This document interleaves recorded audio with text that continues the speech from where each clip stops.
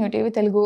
Bollywood star hero Ranveer Singh పై Federation of Western India Cine Employees 3 ఏళ్ల పాటు నిషేధం విధించడం దేశవ్యాప్తంగా సినీ రాజకీయ వర్గాల్లో తీవ్ర సంచలనంగా మారింది.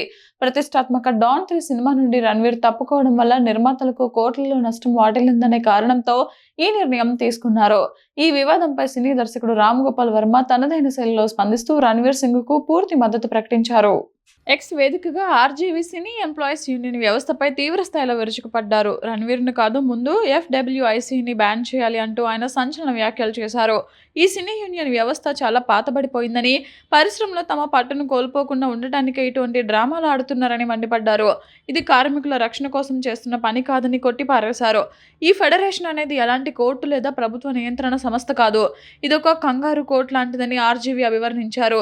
రణ్వీర్ సాధిస్తున్న భారీ విజయాలను చూసి ఓర్వలేక కొంతమంది ఒక ఎజెండాతో ఈ నిర్ణయం తీసుకున్నారని ఆరోపించారు. రణ్వీర్ వల్ల 5 లక్షల మంది కార్మికుల పొట్ట కొట్టారనడం పెద్ద అబద్ధమని, ఇండస్ట్రీలో కార్మికుల జీవనోపాధి ఎప్పుడూ ఒక నటుడిపైనో లేదా ఒక ప్రాజెక్ట్ పైన ఆధారపడి ఉండదన్నారు.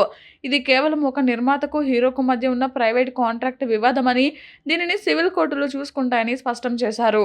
థియేటర్లలో టికెట్లు అమ్మేది రణ్వీర్ సింగ్ లాంటి స్టార్స్ మాత్రమే, ఫెడరేషన్ కాదు.